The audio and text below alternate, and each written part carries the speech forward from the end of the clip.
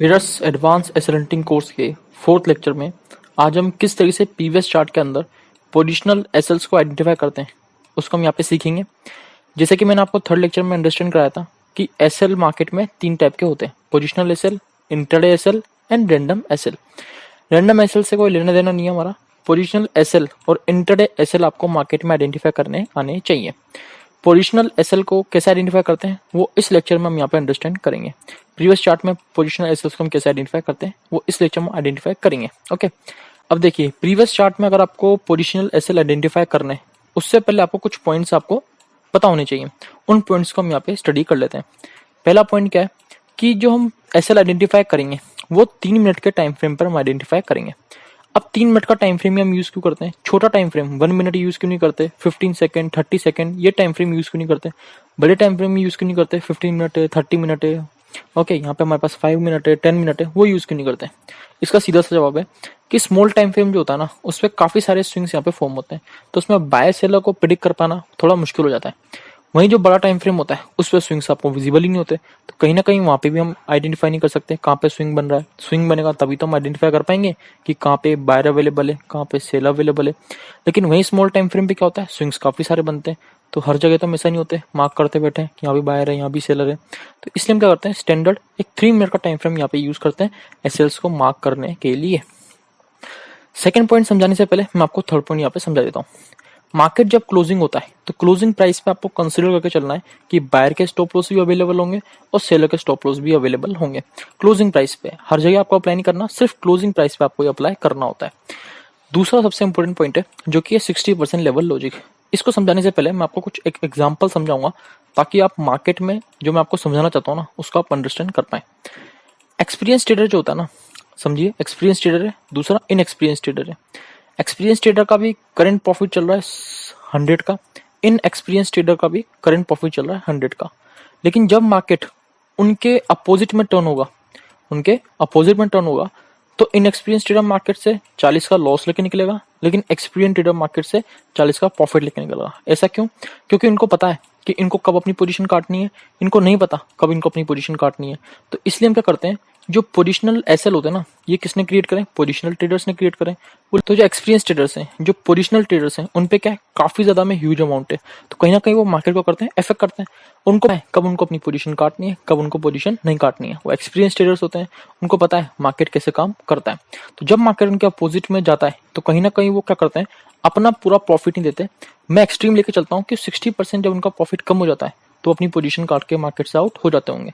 समझ में आया मैं आपको क्या लॉजिक समझा रहा हूँ कि पोजिशनल ट्रेडर्स जो होते हैं वो ह्यूज अमाउंट ऑफ मनी रखते हैं, क्योंकि वो मार्केट में इंपल्स क्रिएट कर रहे हैं।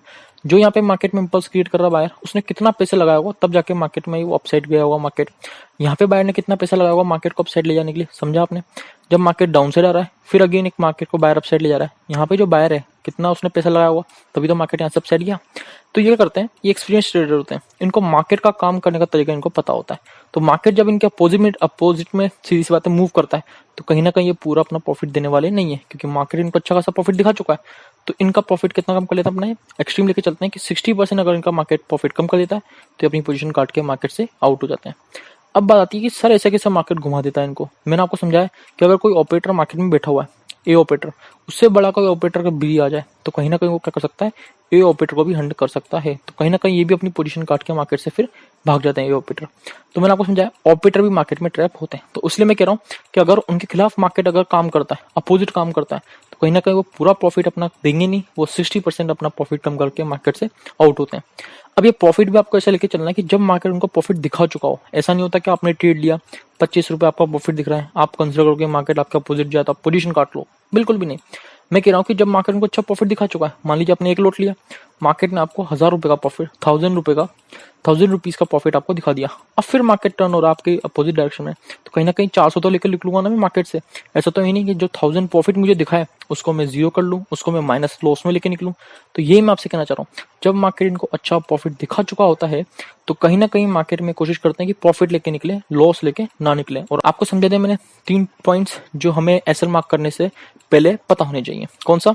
कि टाइम फ्रेम हमें 3 मिनट यूज करना है, स्मॉल टाइम फ्रेम हम यूज नहीं करते हैं, बड़ा टाइम फ्रेम हम यूज नहीं करते, 3 मिनट टाइम फ्रेम हम यहाँ पे यूज करते हैं, स्टैंडर्ड टाइम फ्रेम है। बोथ बायर एंड सेलर हम कंसिडर करेंगे क्लोजिंग प्राइस के ऊपर, एंड साथ साथ 60% लेवल का लॉजिक मैंने आपको समझा दिया। पोजिशनल ट्रेडर्स ह्यूज मनी रखते हैं अपने पास, एक्सपीरियंस ट्रेडर्स होते हैं, तो कहीं ना कहीं मार्केट जब इनको अच्छा प्रॉफिट दिखा चुका होता है, जब मार्केट इनके अपोजिट में काम करेगा तो ये अपना पूरा प्रॉफिट देने वाले नहीं है। 60% हम लेके चलते हैं कि जब 60% मार्केट इनका प्रॉफिट खा जाएगा तो कहीं ना कहीं अपनी पोजीशन मार्केट में काट लेंगे। अब बात आती है कि हमें कैसे पता लगेगा कि मार्केट में इनका 60% प्रॉफिट खा चुके हैं, ओके, कम हो चुका है 60% प्रॉफिट। तो उसके लिए हम एक इंस्ट्रूमेंट यूज करते हैं जिसको हम फिबोनाची कहते हैं। ये आपको यहाँ पे दिख जाएगा, FIB रिट्रेसमेंट है, ओके, इसको FIB रिट्रेसमेंट भी कहते हैं, कई जन है इसको फिबोनाची भी कहते हैं, और काफी चीजें होती हैं, ओके। तो इसको हम यहाँ पे यूज करते हैं, एंड जब आप इसको ड्रॉ करेंगे, मैं आपको इसको ड्रॉ करके दिखा देता हूँ। ये देखिए मैंने आपके सामने फिबोनाची ड्रॉ करके दिखा दिया है। इसमें आपको काफी सारे इंपॉर्टेंट लेवल मिलेंगे, एक है 0.382, एक है 0.5 एंड एक है 0.618। ये 0.618 है ना, इसी को मैं कहीं ना कहीं कंसिडर करके चलता हूँ कि मार्केट में ये 60% लेवल है। मान लीजिए यहाँ पे बायर अवेलेबल था, उसने क्या करा, मार्केट को अपसाइड ले गया, तो मार्केट ने क्या किया, उसको प्रॉफिट दिखाया। लेकिन जब मार्केट अगेन अपोजिट डायरेक्शन में जब मूव करेगा उसके, तो मैं क्या करूंगा, लो से लेके हाई तक फिबोनाची अप्लाई करूंगा, 0.6 लेवल देखूंगा, वही क्या हो जाएगा, 60% लेवल हो जाएगा। अगर मार्केट वहां तक अप्रोच कर देता है तो मैं कंसिडर कर सकता हूँ कि यहाँ पे जो बायर अवेलेबल था वो मार्केट से आउट हो चुका है। सेम ऐसा ही अगर मार्केट अपसाइड से सेलर ने सेल किया, बड़े ह्यूज क्वांटिटी लगाई, अगेन मार्केट डाउन साइड आया, सेलर को अच्छा खासा मार्केट ने प्रॉफिट दिखाया। जब मार्केट उसके अपोजिट मूव करेगा तो होगा क्या, सीधी सी बात है, यहाँ से हम ऊपर टॉप से लेके बॉटम तक फिबोनाची अप्लाई करेंगे, 0.6 लेवल देखेंगे। अगर मार्केट वहां तक अप्रोच करता है तो हम कंसिडर करेंगे कि यहाँ पे जो सेलर था वो अपनी पोजीशन काट के आउट हो चुका है। तो ये सब थ्योरेटिकल पार्ट था जो अभी मैंने आपको समझाया। अब इसको हम क्या करेंगे, बैंक निफ्टी में अप्लाई करके दिखाएंगे, एंड चार्ट पे हम अप्लाई करेंगे किस तरीके से मार्केट में हम ऐसे आइडेंटिफाई करते हैं। तो चलते हैं चार्ट के ऊपर, एंड वहां पे हम देखते हैं किस तरीके से हम प्रीवियस चार्ट्स के अंदर ऐसे आइडेंटिफाई करते हैं। अब देखिए ये 20 सितंबर से हम स्टार्ट करेंगे, ओके। इसमें हम देखेंगे प्रीवियस चार्ट में हम ऐसे आइडेंटिफाई कैसे करेंगे। अब देखिए आपको यहाँ से स्टार्ट करना है, जहां से मार्केट स्टार्ट होता है ना वहीं से आपको स्टार्ट करना है, देखना है कहाँ पे कौन अवेलेबल था। यहाँ पे कहीं ना कहीं बायर अवेलेबल था, बायर ने जब पैसा लगाया तभी तो मार्केट अपसाइड गया। अब जब मार्केट इतना अपसाइड गया, क्या बायर को मार्केट ने प्रॉफिट नहीं दिखाया, बिल्कुल दिखाया। मार्केट ने क्या करा, बायर को प्रॉफिट दिखाया। और जब मार्केट उसके अपोजिट मूव करने लगा, क्या वो अपनी पोजीशन काट के भागेगा, बिल्कुल भागेगा। तो हम ये कैलकुलेट कर सकते हैं क्या मार्केट ने उसको कंप्लीट मार्केट से आउट किया नहीं किया, देख लेते चलिए। फिबोनाची अप्लाई करेंगे बॉटम से लेके टॉप तक, तो आपको मिलेगा 0.6 लेवल, ये रहा 0.6 लेवल। मार्केट क्लोजिंग देते देते कहीं ना कहीं इस बायर को मार्केट से आउट करके गया है। तो हम क्या करेंगे, अगले दिन हम क्या करेंगे, अगले दिन जब मार्केट में काम करेंगे तो इस बायर को कंसिडर नहीं करेंगे, ठीक है सर, नहीं करेंगे। ऊपर जो सेलर है जिसने सेल किया हुआ उसने भी अच्छा खासा पैसा लगाया, ठीक है सर। यहाँ पे जिसने भी सेल किया हुआ, यहाँ पे जिसने पैसा लगाया हुआ, यहाँ पे जिसने पैसा लगाया हुआ, वो मार्केट को कहीं ना कहीं नीचे लेकर आया है। क्या यहाँ पे सेलर के स्टॉप लॉस अवेलेबल होंगे, बिल्कुल होंगे, क्योंकि मार्केट ने क्या किया, अगले दिन खुला, अगले दिन समय हमारा लेना देना नहीं है। हमें क्या करना है, इस चार्ट के अंदर जो सीधी सी बात है, ये चार्ट बनाना 20 सितंबर के चार्ट के अंदर ही हम ऐसे आइडेंटिफाई करना है। नेक्स्ट चार्ट में किस तरीके से मार्केट ने इनको हंट किया है उसको हम अगले लेक्चर में कंप्लीट करेंगे। इस लेक्चर में सिर्फ हम ऐसे आइडेंटिफाई करना सीख रहे हैं। तो कहीं ना कहीं क्या है कि यहाँ पे जो बायर था उसको मार्केट ने आउट किया, ऊपर जो सेलर है वो अभी भी अवेलेबल है मार्केट के अंदर, क्योंकि मार्केट क्या हुआ, डाउन साइड गया एंड क्लोज हो गया। क्लोजिंग प्राइस पे हम कहीं ना कहीं बायर सेलर दोनों को कंसिडर करके चलते हैं, ओके। अब यहाँ पे देख लेते हैं, ये हमारे पास 19 सितंबर का मार्केट है। इसमें क्या हुआ है, इसमें आप देखेंगे बॉटम यहाँ पे देखिए, यहाँ कहीं ना कहीं बायर अवेलेबल था, उसने अच्छा खासा मार्केट में पैसा लगाया, मार्केट ने उसको प्रॉफिट दिखाया। लेकिन जब मार्केट उसके अपोजिट मूव करने लगा, कहीं ना कहीं उसने पोजीशन काटी होगी, उसको हम कैलकुलेट कर लेते हैं कि मार्केट ने उसको क्या आउट किया। बॉटम टू फिबोनाची अप्लाई करेंगे, एंड 0.6 लेवल पे आप देखेंगे मार्केट ने अप्रोच किया। 19 सितंबर को मार्केट ने अप्रोच किया, बिल्कुल सही है। तो इसी दिन में क्या करा, मार्केट इसको प्रॉफिट भी दिखाया एंड मार्केट से उसको आउट भी कर दिया। तो यहाँ पे जो बायर अवेलेबल था उसको अब हम कंसिडर करके नहीं चलेंगे जब अगले दिन मार्केट में काम करेंगे, ठीक है सर, नहीं कर रहे कंसिडर। क्या ऊपर जो स्टॉप लॉस यहाँ पे सेलर का अवेलेबल है, क्या वो अवेलेबल है मार्केट में, वो भी चेक कर लेते हैं, क्योंकि यहाँ पे जिसने सेल किया तभी तो मार्केट इतना नीचे आया। तो उसको चेक करने के लिए अगेन सेम हम देखेंगे, क्योंकि मार्केट ने उसको पहले अच्छा खासा प्रॉफिट दिखाया सेलिंग करके, फिर मार्केट ने एंड में एक इंपल्स दिखाया, क्या वो इंपल्स देके मार्केट में भागा नहीं भागा, वो हम यहाँ पे चेक कर लेते हैं। कैसे, टॉप टू बॉटम यहाँ पे फिबोनाची अप्लाई करेंगे, यहाँ पे हम देखेंगे क्या मार्केट ने 0.6 लेवल अप्रोच किया। सर देखिए कहीं ना कहीं मार्केट ने 0.6 लेवल का अप्रोच करा, अब इसको कंप्लीट नहीं किया है, लेकिन इसको हम मानेंगे कि हाँ सर 0.6 लेवल कहीं ना कहीं मार्केट ने टच कर लिया। तो यहाँ पे जो सेलर था उसको भी मार्केट ने आउट कर दिया। तो बचा ही कौन, अब बचा सीधी सी बात है क्लोजिंग प्राइस का मार्केट में SL। उसको हम देख लेते हैं कि यहाँ पे जो पैसा लगाया किसी बायर ने वो बचा हुआ है, एंड जो क्लोजिंग प्राइस पे बायर सेलर है वो कहीं ना कहीं मार्केट में बचे हुए हैं। पहला यहाँ पे जो बायर था उसको प्रॉफिट दिखाया, मार्केट से आउट किया, यहाँ पे जो सेलर था उसको प्रॉफिट दिखाया, कहीं ना कहीं फिर इम्पल्स दिखे एंड में मार्केट से आउट किया। तो आपने देखा कितने इजी तरीके से हमने बाय सेलर को आइडेंटिफाई किया मार्केट के अंदर। तो काफी सिंपल लॉजिक होता है, हम इजी तरीके से मार्केट में बाय सेलर को आइडेंटिफाई कर सकते हैं। अब यहाँ पे भी चेक कर लेते हैं, ये 16 सितंबर का मार्केट है। इसमें क्या हुआ है, इसमें आप देखेंगे कहीं ना कहीं यहाँ पे टॉप पे सेलर था जिसने क्या किया, मार्केट पे लेफ्ट साइड गया, सेल करने का काम किया। मार्केट ने क्या किया, सेलर को अच्छा खासा प्रॉफिट दिखाया, बिल्कुल सही। लेकिन यहाँ पे क्या हुआ, मार्केट में पॉजिटिव मोमेंटम आया। क्या मार्केट में यहाँ पे जिसने सेल किया हुआ वो आउट हुआ नहीं हुआ, बिल्कुल हो गया हुआ। अब यहाँ पे फिबोनाची अप्लाई करने की जरूरत नहीं हो, तो दिख रहा है साफ साफ। यहाँ पे क्या हुआ, यहाँ पे जो सेलर अवेलेबल था वो मार्केट से आउट हो चुका है। ठीक है सर, अब देखते हैं कौन कौन अवेलेबल है यहाँ पे। देखिए यहाँ पे टॉप पे यहाँ सेल अवेलेबल है, जिसने सेल करने का काम किया उसने क्या करा, मार्केट को डाउन साइड ले गया। लेकिन यहाँ पे बायर ने पैसा लगाया, मार्केट को अप साइड ले गया, बिल्कुल सही है। एक यहाँ पे सेल अवेलेबल है, एक यहाँ पे बायर अवेलेबल है। क्या मार्केट में बायर ने जितना पैसा लगाया क्या वो इनफ था सेल को निकालने के लिए, उसको हम कैसे कैलकुलेट करेंगे, सेम फिबोनाची अप्लाई करके। सेम फिबोनाची लेंगे, top to bottom Fibonacci apply करेंगे। आप देखें तो कहीं ना कहीं जो इम्पल्स आया ना एंड में, ये आपको दिखाएगा कि कहीं ना कहीं मार्केट में लगभग मान के चलेंगे 0.6 लेवल को अप्रोच नहीं किया, तो कहीं ना कहीं यहाँ पे सेल अवेलेबल होंगे, लेकिन उतनी क्वांटिटी में अवेलेबल नहीं होंगे कि मार्केट को अफेक्ट कर सके। तो हमें क्या कंसिडर करना है, यहाँ बॉटम पे बायर अवेलेबल है, क्लोजिंग प्राइस में मैंने आपको समझाया बायर सेलर दोनों कंसिडर करने हैं। टॉप पे सेलर अवेलेबल है लेकिन उतनी क्वांटिटी में नहीं होंगे, है लेकिन उतनी क्वांटिटी में नहीं होंगे। इसे कहते हैं एक्यूमुलेशन ऑफ बायर सेलर। इसको भी हम इस कोर्स के अंदर लेक्चर जोड़ेंगे जिसके अंदर हम एक्यूमुलेशन जो होता है ना बायर सेलर का, उसको भी अंडरस्टैंड करेंगे। तो टॉप पे सेलर तो अवेलेबल है लेकिन क्वांटिटी में कम है। अब मैं आपको और एग्जांपल शो करता हूँ। तो जितने एग्जांपल शो कर रहा हूँ मैं आपको खुद भी इसको बैक टेस्ट करना है। ऐसा नहीं है मैंने आपको शो कर दिया है तो आपका काम बन गया, ऐसा नहीं है। लेक्चर देखने से आपका काम नहीं बनेगा, आपको खुद भी इसको बैक टेस्ट करना है। मिनिमम आपको 30 चार्ट्स तो स्टडी करना है कि प्रीवियस चार्ट में हम ऐसे आइडेंटिफाई कैसे करते हैं। ओके, अब देखिए ये हमारे पास काफी अच्छा एग्जाम्पल है 15 सितंबर। इसमें हम देखेंगे क्या मार्केट ने कैसे यहाँ पे सेलर बायर के साथ काम किया। टॉप पे यहाँ पे सेलर ने पैसा लगाया, मार्केट ने क्या किया, उसको अच्छा खासा प्रॉफिट दिखाया। फिर मार्केट ने एक पॉजिटिव मोमेंटम शो किया। क्या ये पॉजिटिव मोमेंटम इनफ था सेलर को आउट करने के लिए, वो हम चेक कर लेते हैं। टॉप टू बॉटम यहाँ पे फिबोनाची अप्लाई करेंगे। एंड जब फिबोनाची अप्लाई होगा, सर देखिए मार्केट 0.5 से क्या होगा, टर्न हो गया। तो कहीं ना कहीं यहाँ पे अभी सेलर अवेलेबल है। जब मार्केट 0.5 से टर्न आउट हुआ, बिल्कुल सही है, तो यहाँ पे कहीं ना कहीं सेलर अवेलेबल होगा। यहाँ पे सेलर अवेलेबल है, एंड में हम यहाँ पे क्लोजिंग पे बायर सेलर दोनों कंसिडर करके चलते हैं। तो कितना ईजी था यहाँ पे मार्केट में बायर सेलर को आइडेंटिफाई करना। तो काफी ज्यादा आसान है, ऐसा नहीं है काफी ज्यादा मुश्किल है। अगर आप एक बार समझ जाए इसको तो बच्चा भी इसको सकता है। ओके, तो टॉप पे यहाँ पे सेलर अवेलेबल है, यहाँ पे सीधी बात है सेलर अवेलेबल है, यहाँ पे कौन है, बायर सेलर दोनों अवेलेबल हैं।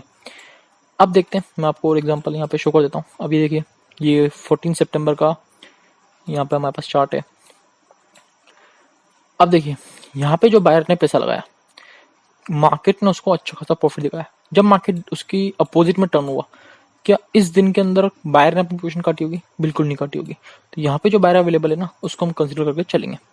ठीक है सर, यहाँ पे टॉप पे जो सेलर है उसको भी हम कंसिडर करेंगे क्योंकि मार्केट ने उसको आउट तो किया नहीं है, अच्छा खासा उसको भी मार्केट प्रॉफिट दिखा रहा है। तो यहाँ पे बॉटम पे सीधी बात है बायर अवेलेबल है, टॉप पे यहाँ पे सेलर अवेलेबल है, एंड क्लोजिंग प्राइस में हम यहाँ पे बायर सेलर दोनों को कंसिडर करके चलते हैं। यहाँ पे सेलर, यहाँ पे बायर, और यहाँ पे क्या है, क्लोजिंग प्राइस पे बायर सेलर दोनों अवेलेबल है। इस पे आपको ध्यान देना, ये छोटा स्विंग है, कुछ ज्यादा यहाँ पे छोटा स्विंग है। जो मेजर स्विंग है ना, ऐसे इस तरह के मेजर स्विंग्स होते हैं, उसमें आपको ये देखिए ये मेजर स्विंग्स हैं। तो यहाँ पे कहीं ना कहीं बायर था, लेकिन मार्केट ने क्या, उसका अपोजिट मूव करके उसका आउट किया। यहाँ पे कहीं ना कहीं बायर अवेलेबल होगा, इसको यहाँ पे आपको यहाँ पे ये बायर को कंसिडर नहीं करना आपको, ठीक है ना। तो मेजर आपको स्विंग दिखे वहीं आपको काम करना है। अब देखिए 13 सितंबर काफी अच्छा यूनिक एग्जांपल है। इसमें आप देखिए तो मार्केट पूरे दिन एक तरीके से रेंज बाउंड रहा है, एंड में कहीं ना कहीं मार्केट ने ब्रेकआउट दिया, रीटेस्ट किया, फिर एक पॉजिटिव मोमेंटम देख के मार्केट क्लोज हुआ है। तो मार्केट की जो क्लोजिंग है ना, वहीं कहीं ना कहीं हम यहाँ पे बायर सेलर कंसिडर करके चलेंगे। एंड यहाँ पे हम मेजर कहीं ना कहीं पार्टिसिपेंट नहीं दिख रहे हैं, कहीं बायर आया हो, कहीं पर सेलर आया हो, तो कहीं ना कहीं मेजर पार्टिसिपेंट यहाँ पे अवेलेबल नहीं है। तो यहाँ पे बायर सेलर अवेलेबल नहीं है, सिर्फ क्लोजिंग प्राइस पे जो बायर सेलर अवेलेबल है उन्हीं को हम यहाँ पे कंसिडर करके मार्केट में काम करेंगे। अब देखिए ये 12 सितंबर है, इसमें जब यहाँ पे बायर ने पैसा लगाया तभी मार्केट अपसाइड गया। क्या मार्केट डाउन आया, सीधी सी बात है, बायर को निकालने के लिए? क्या मार्केट ने उसका प्रॉफिट कम किया क्योंकि मार्केट ने क्या किया, उसको अच्छा खासा प्रॉफिट दिखाया? क्या मार्केट उसका अपोजिट डायरेक्शन में मूव करके उसका प्रॉफिट कम करके मार्केट से आउट किया? उसको हम चेक कर लेते हैं। ओके, तो जब हम फिबोनाची अप्लाई करेंगे, यू कैन सी किस तरीके से यहाँ पे काम करेगा फिबोनाची। 0.6 लेवल देखिए, क्या मार्केट ने अप्रोच किया? नहीं किया। तो हम क्या कंसिडर करके चलेंगे कि यहाँ कहीं ना कहीं बायर अवेलेबल है। दूसरी बात, यहाँ पे आप देखें तो कहीं भी मेजर सेल आपको पार्टिसिपेंट नहीं दिखेंगे। जिसने सेल किया हुआ, प्रॉफिट दिखाया, मार्केट ने उसको आउट किया। जिसने सेल किया होगा, प्रॉफिट दिखाया, मार्केट ने आउट किया, सेल किया, प्रॉफिट दिखाया, आउट किया, तो कहीं ना कहीं यहाँ पे सेलर अवेलेबल नहीं है, लेकिन एंड में कहीं ना कहीं यहाँ पे बायर सेलर अवेलेबल होंगे। ओके, तो इस तरीके से मार्केट में हम एसएल आइडेंटिफाई करते हैं। तो 3-4 मैंने आप काफी एग्जांपल शो कर दिए हैं कि मार्केट में हम एसएल कैसे आइडेंटिफाई करते हैं। अब ये लास्ट एग्जांपल देख लेते हैं। इसके बाद क्या करना है, आपको खुद बैक टेस्ट करना है, खुद आपको 30 से 40 चार्ट्स के ऊपर आइडेंटिफाई करना है किस तरीके से हम एसएल मार्केट में आइडेंटिफाई करते हैं। कंसेप्ट मैंने आपको सिखा दिया, आपको अप्लाई करना है चार्ट के ऊपर। बहुत सारे एग्जांपल मैंने आपको शो कर दिए किस तरीके से हम मार्केट में एसएल आइडेंटिफाई करते हैं। ओके, जितना आप प्रैक्टिस करेंगे उतना आपके लिए आसान रहेगा, क्योंकि अगर आप एक लेक्चर को देख के समझेंगे कि हम एसएल हंटिंग सीख जाएंगे, ऐसा नहीं होने वाला। आपको खुद भी यहाँ पे बैक टेस्ट करके मेहनत करनी पड़ेगी, मार्केट के अंदर उतरना पड़ेगा। अब इसमें देखिए क्या होता है, इसमें यहाँ पे बायर ने पैसा लगाया, मार्केट ने उसको प्रॉफिट दिखाया, मार्केट ने साथ साथ उसको आउट भी किया, खत्म बात। तो यहाँ पे क्या है, यहाँ बायर अवेलेबल नहीं मानेंगे, टॉप पे सेल अवेलेबल है, बिल्कुल सही है। मार्केट ने उसको प्रॉफिट दिखाया, क्या मार्केट ने पॉजिटिव मोमेंटम दिखा के उसको आउट किया? नहीं किया, तो टॉप पे सेल अवेलेबल है। और क्लोजिंग प्राइस पे तो हम बायर सेलर दोनों को कंसिडर करके चलते हैं। एक्यूमुलेशन भी यहाँ पे बायर सेलर का अच्छा है। एक्यूमुलेशन टॉपिक को किसी और लेक्चर में यहाँ पे कंप्लीट करेंगे। तो आपने देखा यहाँ पे ऊपर सेल अवेलेबल है एंड यहाँ पे कहीं ना कहीं पूरे इसमें बायर सेलर का एक्यूमुलेशन है। तो इस तरीके से इस तरीके से हमने यहाँ पे एसएल आइडेंटिफाई किया मार्केट के अंदर। तो आपको मैंने पूरा बेसिक से लेकर एडवांस तक किस तरीके से हम मार्केट पोजिशनल एसएल आइडेंटिफाई करते हैं मार्केट के अंदर, वो सिखा दिया है। ओके, तो एसएल टाइप हमने सबसे पहले अंडरस्टैंड किए थे, पोजिशनल एसएल होते हैं, इंट्राडे एसएल होते हैं। पोजिशनल एसएल को कैसे आइडेंटिफाई करते हैं उसके लिए मैंने आपको समझाया कि तीन आपको पता होना चाहिए, 3 बातें। पहला, टाइम फ्रेम 3 मिनट यूज करना है। 60% का लॉजिक आपको याद होना चाहिए लेवल का। कभी भी किसी को भी मार्केट अगर अच्छा खासा प्रॉफिट दिखाए, मार्केट जब उसका प्रॉफिट कम करना है तो हम लेके चलते हैं एक्सट्रीम। 60% प्रॉफिट अगर उसका मार्केट कम कर देता है तो अपना वो पोजीशन एग्जिट कर देता है। 60% हम कैसे पता लगाते हैं मार्केट में प्रॉफिट कम हो चुका है? FIB रिट्रेसमेंट यूज करके। तो FIB को हम उसी तरीके से यूज करते हैं, ठीक है ना। वो आपको मैंने काफी सारे एग्जांपल शो कर दिए किस तरीके से हम FIB रिट्रेसमेंट को मार्केट में यूज करते हैं एंड किस तरीके से हम बायर सेलर को मार्केट में आइडेंटिफाई करते हैं पोजिशनल एसएल्स को। मैंने आपको समझाया क्लोजिंग प्राइस में दोनों बायर सेलर अवेलेबल होते हैं। तो काफी ज्यादा आसान है एसएल को मार्कआउट करना प्रीवियस चार्ट्स के अंदर। मेहनत करिए आप इसके ऊपर एंड इसमें आप इजीली आइडेंटिफाई कर पाएंगे किस तरीके से हम चार्ट में एसएल आइडेंटिफाई कर सकते हैं, किसके? पोजिशनल एसएल्स। ओके, तो इसमें हमने पोजिशनल एसएल आइडेंटिफाई करना सीख लिया इस लेक्चर के अंदर। अब मेन बात आती है कि पोजिशनल एसएल को मार्केट हंट कैसे करता है, उसको हम नेक्स्ट लेक्चर में देखेंगे, नहीं तो ये लेक्चर काफी लंबा हो जाएगा। और नेक्स्ट लेक्चर में हम अंडरस्टैंड करेंगे किस तरीके से मार्केट पोजिशनल एसएल्स को हंट करता है। तो इस लेक्चर में बस इतना ही, धन्यवाद।